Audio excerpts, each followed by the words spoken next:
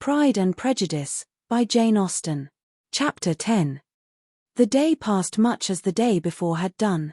Mrs. Hurst and Miss Bingley had spent some hours of the morning with the invalid, who continued, though slowly, to mend, and in the evening Elizabeth joined their party in the drawing-room. The loo table, however, did not appear.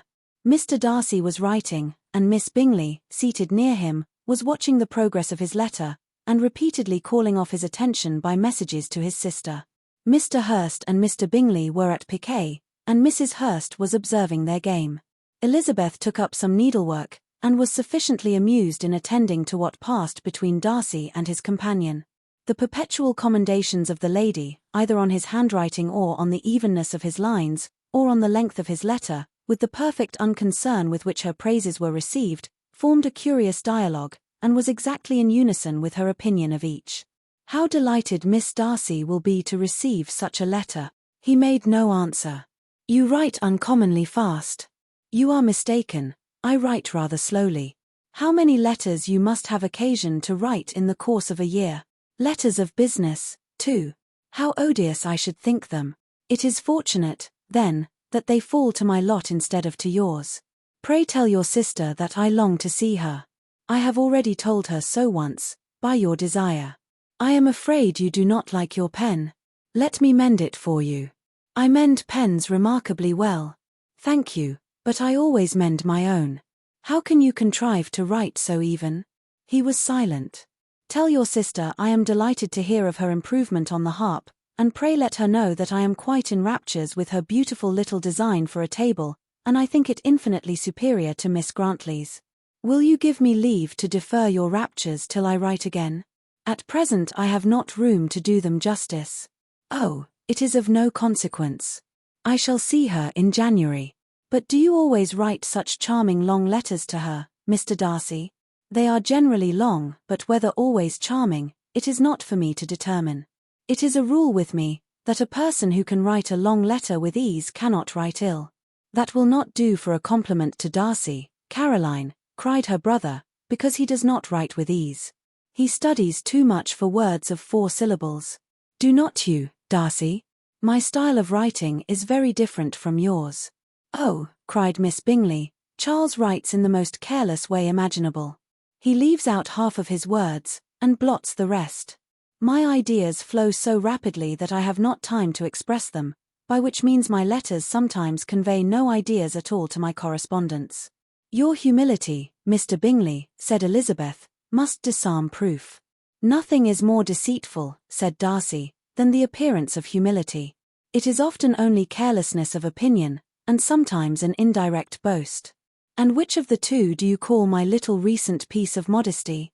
The indirect boast, for you are really proud of your defects in writing, because you consider them as proceeding from a rapidity of thought and carelessness of execution, which, if not estimable, you think at least highly interesting. The power of doing anything with quickness is always much prized by the possessor, and often without any attention to the imperfection of the performance.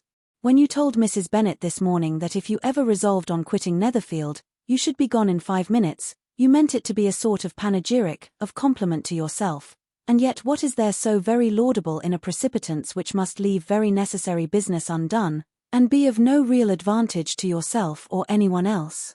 Nay, cried Bingley, this is too much to remember at night all the foolish things that were said in the morning. And yet, upon my honour, I believe what I said of myself to be true, and I believe it at this moment. At least, therefore, I did not assume the character of needless precipitance merely to show off before the ladies. I dare say you believed it, but I am by no means convinced that you would be gone with such celerity. Your conduct would be quite as dependent on chance as that of any man I know, and if, as you were mounting your horse, a friend were to say, Bingley, you had better stay till next week, you would probably do it, you would probably not go, and, at another word, might stay a month. You have only proved by this, cried Elizabeth, that Mr. Bingley did not do justice to his own disposition. You have shown him off now much more than he did himself. I am exceedingly gratified, said Bingley, by your converting what my friend says into a compliment on the sweetness of my temper. But I am afraid you are giving it a turn which that gentleman did by no means intend, for he would certainly think better of me if, under such a circumstance, I were to give a flat denial, and ride off as fast as I could. Would Mr. Darcy then consider the rashness of your original intention as atoned for by your obstinacy in adhering to it? Upon my word, I cannot exactly explain the matter. Darcy must explain for himself. You expect me to account for opinions which you choose to call mine, but which I have not acknowledged.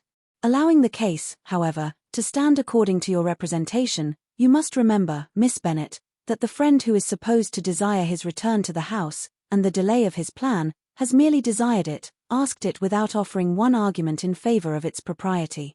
To yield readily, easily, to the persuasion of a friend is no merit with you. To yield without conviction is no compliment to the understanding of either. You appear to me, Mr. Darcy, to allow nothing for the influence of friendship and affection. A regard for the requester would often make one readily yield to a request, without waiting for arguments to reason one into it.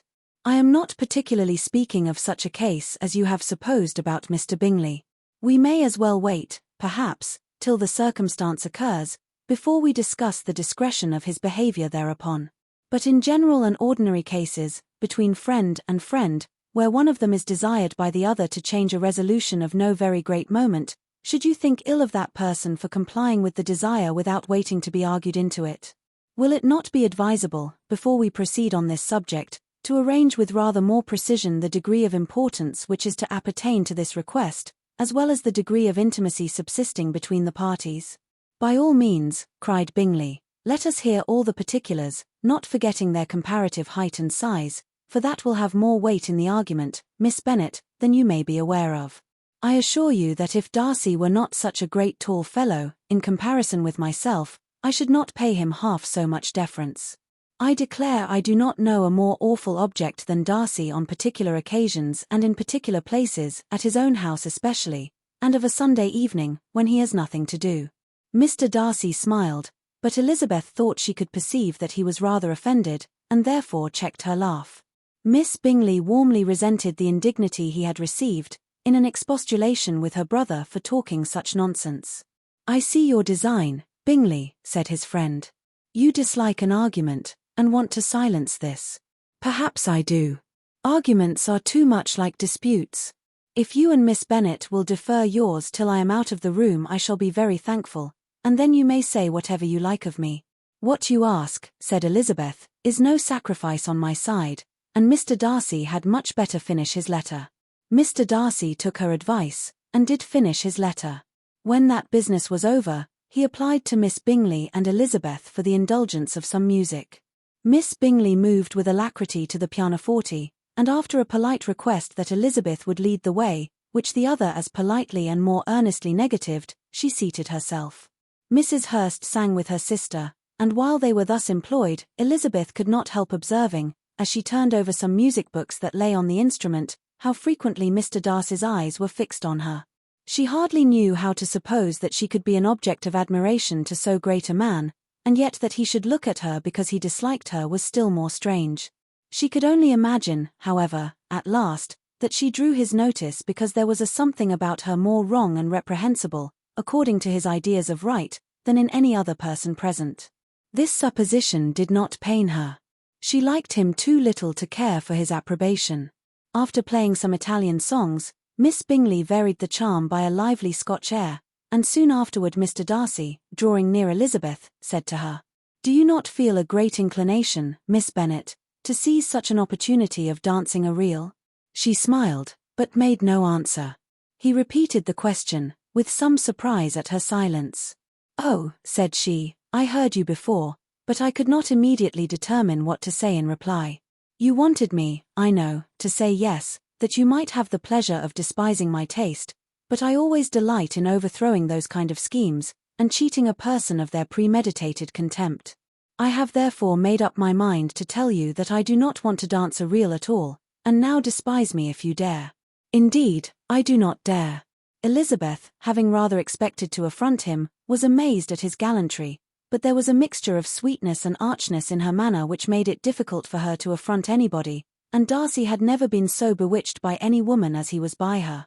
He really believed that, were it not for the inferiority of her connections, he should be in some danger. Miss Bingley saw, or suspected, enough to be jealous, and her great anxiety for the recovery of her dear friend Jane received some assistance from her desire of getting rid of Elizabeth. She often tried to provoke Darcy into disliking her guest, by talking of their supposed marriage, and planning his happiness in such an alliance. "I hope," said she, as they were walking together in the shrubbery the next day, "you will give your mother-in-law a few hints, when this desirable event takes place, as to the advantage of holding her tongue, and if you can compass it, to cure the younger girls of running after the officers. And, if I may mention so delicate a subject, endeavour to check that little something bordering on conceit and impertinence which your lady possesses. Have you anything else to propose for my domestic felicity? Oh, yes. Do let the portraits of your uncle and Aunt Phillips be placed in the gallery at Pemberley. Put them next to your great-uncle, the judge. They are in the same profession, you know, only in different lines. As for your Elizabeth's picture, you must not attempt to have it taken, for what painter could do justice to those beautiful eyes? It would not be easy, indeed, to catch their expression, but their colour and shape, and the eyelashes, so remarkably fine, might be copied." At that moment they were met from another walk by Mrs. Hurst and Elizabeth herself. "I did not know that you intended to walk," said Miss Bingley, in some confusion, lest they had been overheard. "You used us abominably ill," answered Mrs. Hurst, "running away without telling us that you were coming out." Then, taking the disengaged arm of Mr. Darcy, she left Elizabeth to walk by herself. The path just admitted 3. Mr. Darcy felt their rudeness, and immediately said, "This walk is not wide enough for our party. We had better go into the avenue." But Elizabeth, who had not the slightest inclination to remain with them, laughingly answered, "No, no, stay where you are. You are charmingly grouped, and appear to uncommon advantage. The picturesque would be spoiled by admitting a 4th. Goodbye." She then ran gaily off, rejoicing, as she rambled about, in the hope of being at home again in a day or 2. Jane was already so much recovered as to intend leaving her room for a couple of hours that evening.